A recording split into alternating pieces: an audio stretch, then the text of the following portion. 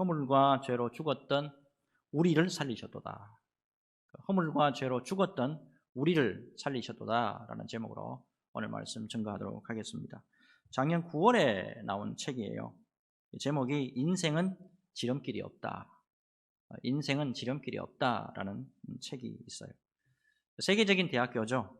하버드 대학교의 성공 철학으로 풀어낸 자기 개발서인데 스웨이라고 하는 중국 사람이 쓴 책이에요. 저는 우연히 이제 이 책을 사서 읽어봤는데 앞부분에 굉장히 좀 특이하고도 중요한 그런 글을 소개하고 있더라고요.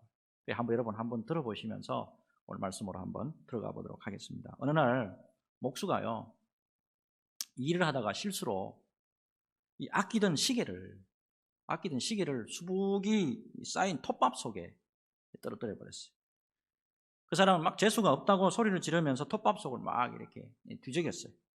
동료들이 막 손 전등까지 이렇게 비추어 주었지만 반나절이 넘도록 이 시계가 코빼기도 안 보이는 거예요.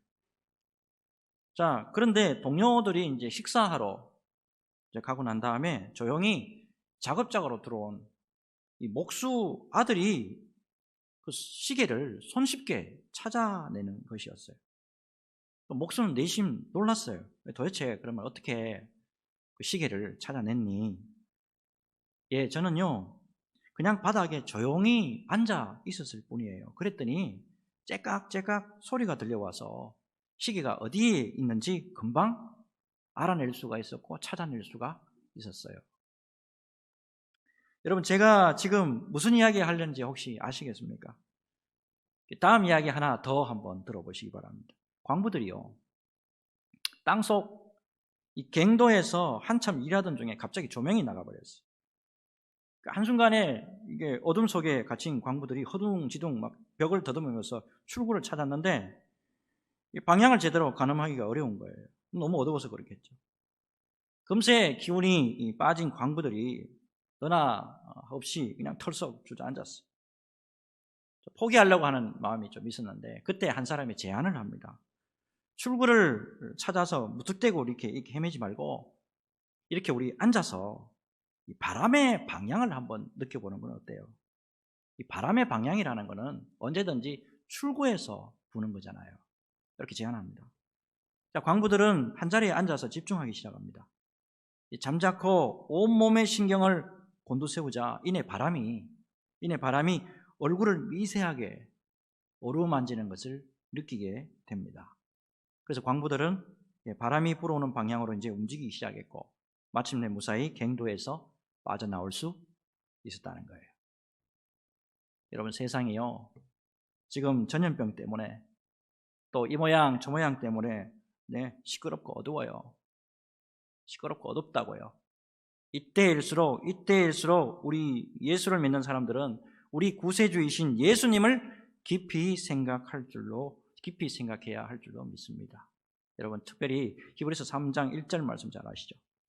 히브리서 3장 1절 말씀 보니까 그러므로 함께 하늘에 부르심을 받은 거룩한 형제들아, 우리가 믿는 도리의 사도이시며 대제사장이신 예수를 깊이 생각하라 했습니다. 우리 주님은 우리 모든 믿는 사람들의 구세주이십니다. 그분을 조용히 깊이 생각하고 묵상할 때 시끄러움, 이 어둠 가운데서도 넉넉히 우리가 믿음으로 승리할 수 있도록 우리 주님께서 직접 간섭하시고 인도하시고 보호해 주실 줄로 믿습니다. 특별히 오늘 말씀 속에서 그 은혜를 충만히 경험하는 귀한 시간 되시기를 주 예수님의 이름으로 축복합니다. 자, 오늘 본문이 이제 에베소서인데요. 에베소서. 이 에베소서는 그 사도 바울의 이 옥중서신으로, 대표적인 옥중서신으로 여러분 많이 알려져 있죠. 이 사도 바울이 크게 세 번에 걸쳐서 감옥 생활을 하는데 그중 1차로 로마의 감옥에 있을 때 쓴 편지가 바로 이 에베소서예요. 특별히 이 에베소서는 초대교회 당시에 과도기적인 상황에서 쓰여진 것이다, 이렇게 좀 알면 틀리지 않을 것 같아요. 예수 그리스도를 믿고 신학교회가 세워졌어요. 근데 여전히 성도들 가운데는 율법하고 복음하고 이걸 구분을 못하는 거예요. 율법과 복음 이것 때문에 갈등이 있고, 또 예수 믿는 또 안에 공동체 안에 유대인도 있고 이방인도 있고, 이 또 전혀 또 뭐 예수 모르는 사람도 있고, 이런 사람들이 막 섞여 가지고 있는 상황 가운데 또 갈등이 또 있었어요. 또 교회가 얼마 세워진 지 얼마가 안 되다 보니까 신학적으로 또 문제가 좀 있고, 교회의 질서가 제대로 잡혀 있지도 않고, 성도 간의 일치와 화합에 이런 또 문제가 또 심각하게 대두되기도 했습니다. 자, 이 모든 상황을 염두에 두고 사도 바울이 이 에베소서 편지를 쓰게 된 거예요. 자, 오늘은 이제 그 유명한 에베소서 가운데 구원론에 관한 말씀이잖아요. 구원론. 자, 오늘 이 말씀 새기시면서 말씀 새기시는 가운데 예수님에게 집중하자. 예수님에게 집중할 때 여러분 시끄러움과 어두움이 물러나게 돼 있어요. 말씀을 통해서 우리 예수님에게 집중하는 귀한 시간 되시기를 예수님의 이름으로 축복합니다. 자, 이제 1절부터 3절 말씀 보겠는데 천천히 한번 보겠습니다. 1절 먼저 보니까 그는 허물과 죄로 죽었던 너희를 살리셨도다 그랬어요. 자, 이때 허물과 죄, 허물과 죄는 모두 인간의 죄악을 강조하는 단어예요. 특별히 여기 보니까 사도 바울이 구원받기 전에 인간의 상태를 허물과 죄로 죽었던 이렇게 표현하고 있어. 허물과 죄로 죽을 수밖에 없는 인간, 그게 아니고 죽었던 이렇게 표현하고 있단 말이에요. 자, 이 죽었다라는 표현은 어떤 거냐면 인간이 죄로 말미암아서 하나님과 단절되어서 영적으로 소외된 이 비참한 상태를 의미합니다. 사람은 원래 하나님의 형상을 따라서 참 선하게 지음을 받았어요. 근데 이 하나님과 같이 되리라고 하는 요 사탄의 꿰매에 빠져가지고 선악을 알게 하는 나무의 열매를 따먹음으로 말미암아서 죄악으로 죽은 상태가 되어버렸단 말이에요. 근데 놀랍게도 그런 존재를 우리 예수님께서 살리셨도다 이렇게 지금 선언하고 있는 거예요. 자, 이어서 2절을 보니까 그때의 너희는 그 가운데서 행하여 이 세상 풍조를 따르고 공중의 권세 잡은 자를 따랐으니 곧 지금 불순종의 아들들 가운데 역사하는 영이라 했어요. 허물과 죄로 죽은 인간, 허물과 죄로 죽어있는 이 인간은 이 세상의 풍조를 따르고 공중 권세 잡은 자, 이 사탄을 따라서 살 수밖에 없었다 라고 이렇게 지금 또 2절에서 선언하고 있어요. 한 가지 더 말씀이 있죠. 3절을 보니까요, 전에는 우리도 다 그 가운데서 우리 육체의 욕심을 따라 지내며 육체와 마음에 원하는 것을 하여 다른 이들과 같이 본질상 진노의 자녀이었더니 그랬습니다. 예수님을 믿고 복음을 받아들이고 거듭나기 이전에는 본질상 우리는 하나님의 진노의 자녀였다는 거예요. 예수 안 믿기 전에는.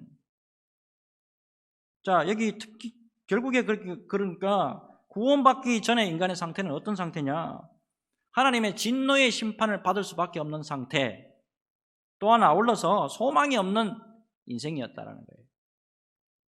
자, 이러한 인간의 상태를 장로교단의 5대 교리 가운데서 첫 번째로 이렇게 언급을 하고 있죠. 인간의 전적인 타락이다. Total depravity. 인간의 전적인 타락이다. 인간의 전적인 타락이라는 것은 이것은 뭐냐면요, 그러니까 한마디로 말하면 하나님의 도움과 은혜 없이는, 하나님의 전적인 도움과 은혜 없이는 절대로 인간 스스로 구원에 이를 수가 없다. 예수 못 믿는다 이 말입니다. 결국에 현재 예수 그리스도의 풍성한 은혜로 구원받은 백성들은 우리는요, 세 가지 꼭 기억하셔야죠. 첫째, 우리가 허물과 죄로 죽어 있었던 인생이라는 거예요. 그리고 두 번째요, 사탄의 길을 그동안에 따랐다. 그동안에 공중권세 잡은 자를 따랐던 인생이었고, 마지막으로 본질상 진노에 우리는 자녀였다. 이거 잊으시면 안 돼요. 자, 그런데 놀라운 거는 이런 상태가 영원하지 않도록 우리 하나님께서 직접 역사해 주셨다는 거예요. 우리 예수님의 십자가의 놀라운 사역으로 우리를 살려주신 거죠. 여러분, 이것은 청량하지 못할 하나님의 사랑이에요. 이거는 어느 종교에서도 있을 수가 없는 거예요. 어디 하나님이 아들을 이 땅에 주셔가지고 내보내셔가지고 우리 같은 냄새나고 더럽고 추악한 인간을 위해서 어떻게 아들을 주기까지 내어 보낼 수 있냐 이 말이에요. 이 은혜로 우리가 구원받았다는 거예요. 이거를 잊으시면 안 된다 이 말이에요. 찬송가 304장이죠. 찬송가 304장 보면 그 크신 하나님의 사랑 말로 다 형용 못하네. 이 찬양 여러분 잘 아실 거예요. 이 찬양은요, 프레드릭 레만이라는 목사님, 넘겨주세요.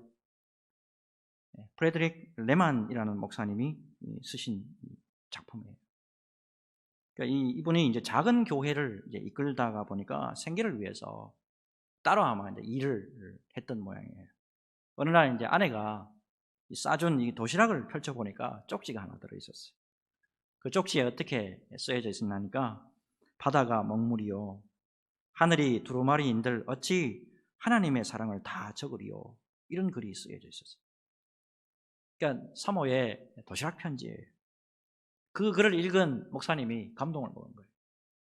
그래서 그 자리에서 찬송시를 쓰게 된 거예요. 그게 찬송가 304장 그 크신 하나님의 사랑이에요. 이 가사를 들여다보면 참 깊어요. 자, 가사를 잘 한번 봅시다. 그 크신 하나님의 사랑 말로 다 형용 못하네. 저 높고 높은 별을 넘어 이 낮고 낮은 땅 위에 죄 범한 영혼 구하려고 그 아들 보내사 화목제물 삼으시고 죄 용서하셨네. 괴로운 시절 지나가고 땅 위에 영하세할 때 주 믿지 않던 영혼들은 큰 소리 외쳐 울어도 주 믿는 성도들에게 큰 사랑 베푸사 우리 죄 사했으니 그 은혜 잊을까. 하늘을 두루마리 삼고 바다를 먹물 삼아도 한없는 하나님의 사랑 다 기록할 수 없겠네. 하나님의 크신 사랑 그 어찌 다 쓸까. 저 하늘 높이 쌓아도 채우지 못하리. 하나님 크신 사랑은 측량 다 못하네. 영원히 변치 않는 사랑 성도여 찬양하세. 여러분 우리 자신을 바라볼 때 죄인 중에 괴수 중에 괴수인 그것이 바로 우리 자신이다. 날마다 그렇게 우리가 인정할 수밖에 없잖아요.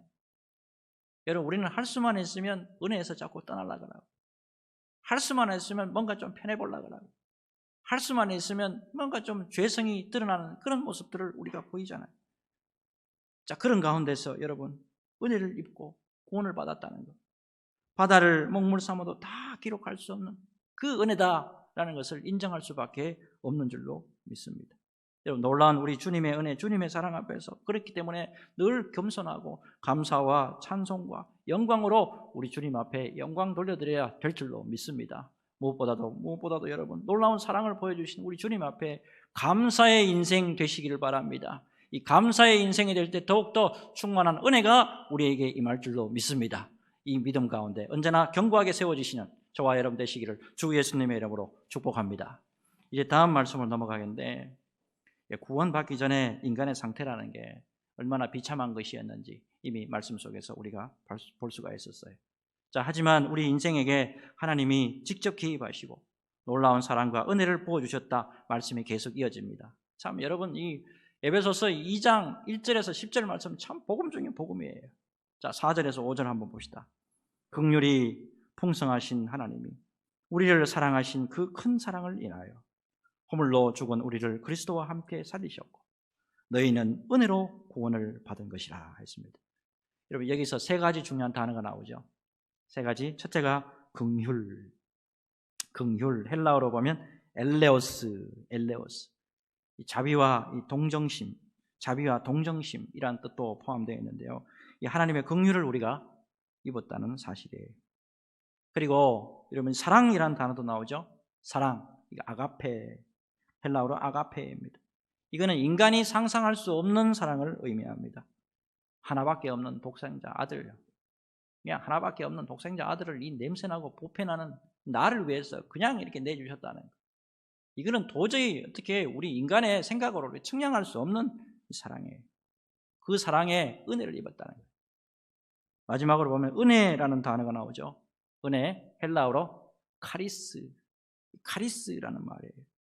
우리가 주님으로 말미암아 구원을 받은 것이 우리가 무엇보다도 여러분 거룩하고 뭔가 특별해서가 아니고요. 오늘 말씀 보니까 하나님의 긍휼 때문에, 하나님의 사랑 때문에, 하나님의 은혜 때문에 우리가 구원받았다는 거, 이거 분명히 말씀하고 있어요. 여러분 하나님은요 허물과 죄로 죽어있는 우리를 당신의 아들에게 죄값을 다 다 감당하게 하시고 놀라운 구원의 길을 열어주셨어요.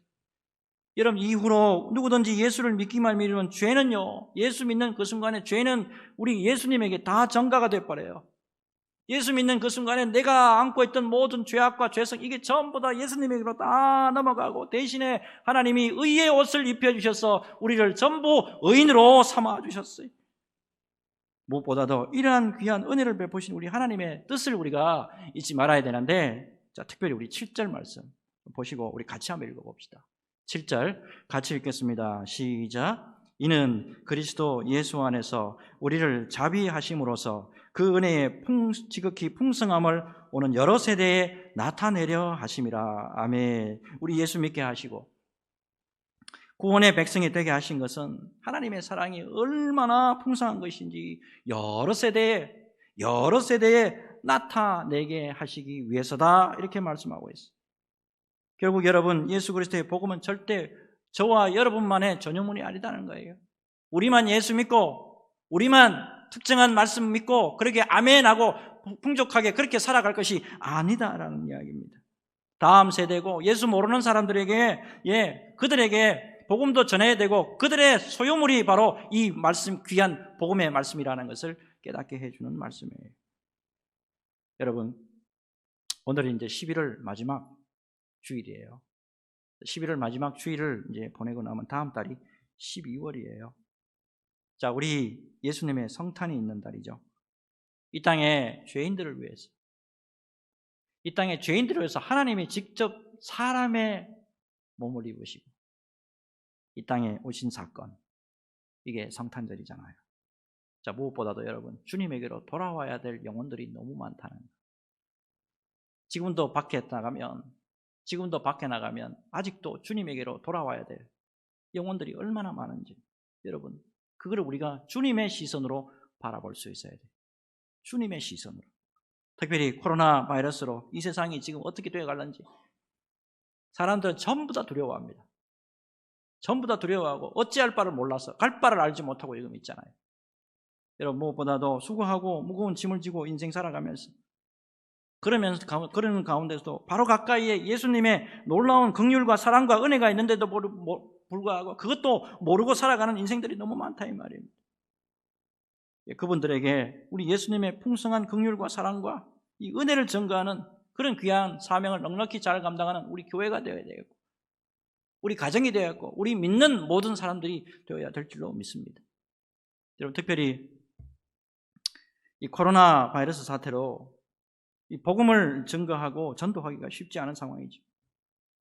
그래서 여러분, 우리 교회가 해마다 실시하는 이 사랑의 선물 꾸러미를 통해서 귀한 일을 우리가 참 감당했으면 하는 마음 참 간절합니다. 이 사랑의 꾸러미를 통해서 우리 교회에 나오시는 분들이 꽤 많이 있다는 거 여러분 잘 아실 거예요. 그리고 지역사회에 선한 영향력도 우리가 끼치고 있습니다.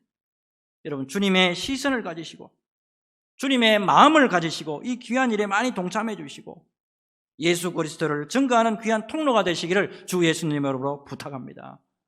여러분, 이번에 기회가 있을 때 여러분 꼭 기도하시고 많이 동참해 주셔서 이로 말미암아서 예수 믿는 사람들이 많아지는 그런 은혜의 역사를 경험하는 저와 여러분 되시기를 주 예수님의 이름으로 축복합니다.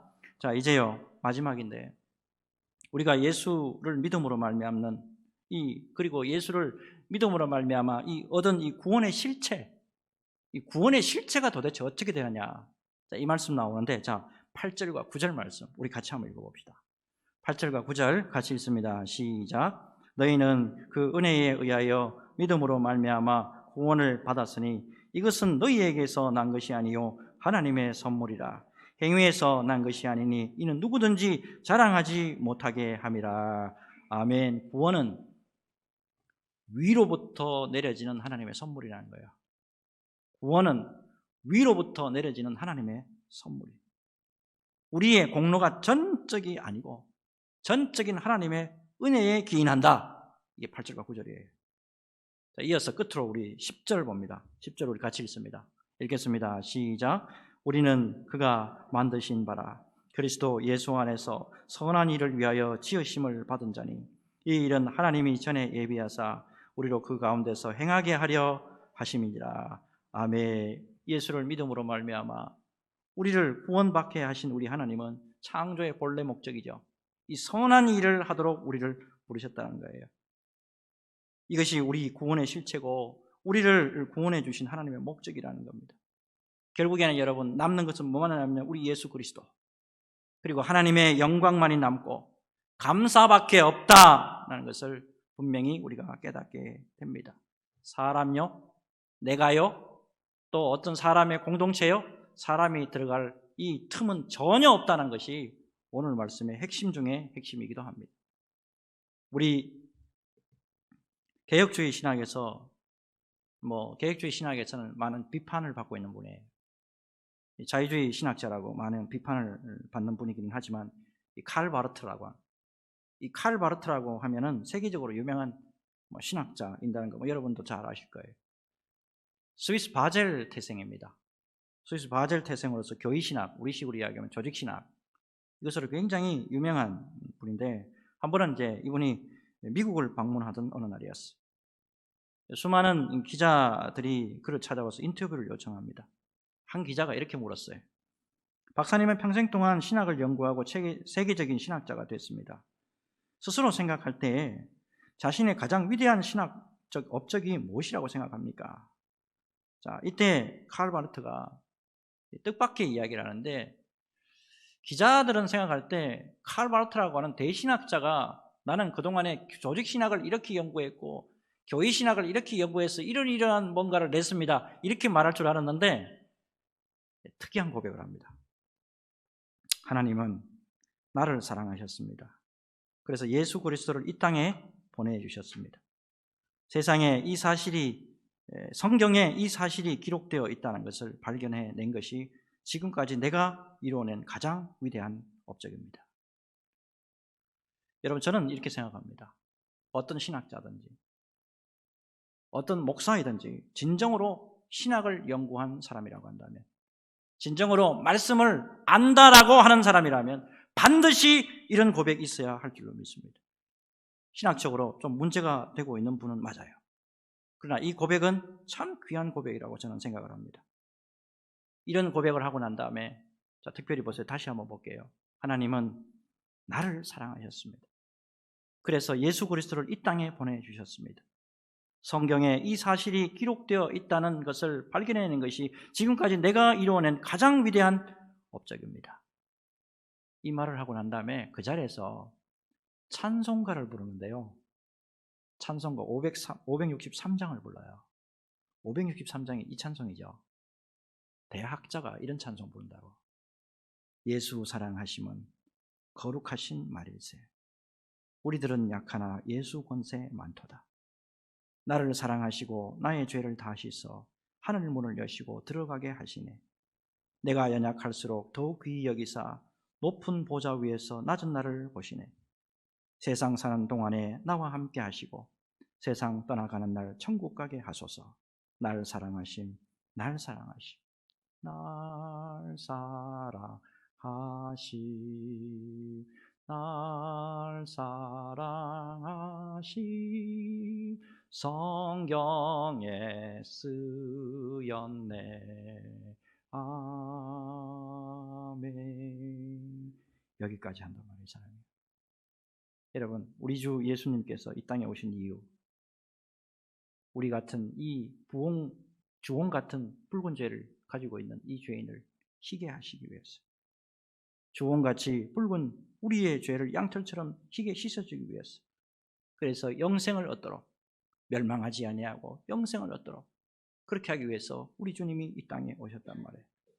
놀랍게도 우리 주님이 지금 변함없이 에베네셀 되어주시고 임마누엘 되어주시고 여호와 이레 되어주셔서 우리 교회와 함께 하시고 우리 가정과 함께 하시고 우리와 함께 해주고 계신다는 거예요.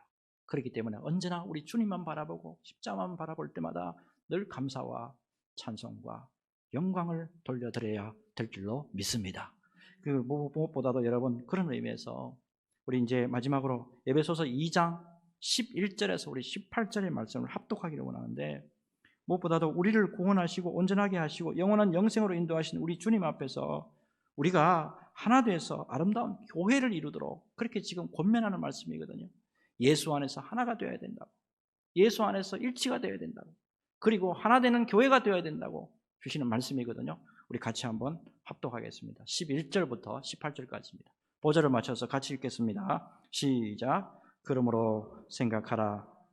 너희는 그때의 육체로는 이방인이요 손으로 육체에 행한 할례를 받은 무리라 칭하는 자들로부터 할례를 받지 않은 무리라 칭함을 받는 자들이라. 그때 너희는 그리스도 밖에 있었고 이스라엘 나라 밖의 사람이라. 약속의 언약들에 대해서는 외인이요 세상에서 소망이 없고 하나님도 없는 자이더니 이제는 전에 멀리 있던 너희가 그리스도 예수 안에서 그리스도의 피로 가까워졌느니라. 그는 우리의 화평이신지라. 둘로 하나를 만드사 원수된 것 곧 중간에 막힌 담을 자기 육체로 허시고 법조문으로 된 계명의 율법을 폐하셨으니 이는 이 둘로 자기 안에서 한 세 사람을 지어 화평하게 하시고 또 십자가로 이 둘을 한 몸으로 하나님과 화목하게 하려 하심이라. 원수된 것을 십자가로 소멸하시고 또 오셔서 먼 데 있는 너희에게 평안을 전하시고 가까운 데 있는 자들에게 평안을 전하셨으니 이는 그로 말미암아 우리 둘이 한 성령 안에서 아버지께 나아감을 얻게 하려 하심이라. 아멘. 여러분, 허물과 죄로 죽었던 너희를 살리셨도다 이렇게 말씀하셨죠.